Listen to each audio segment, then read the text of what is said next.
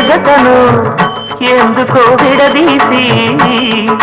వెంటాడి వేటాడు ఆటే ప్రేమ మనసుని శృతి చేసి రాగాలు పలికించు ఆటే ప్రేమ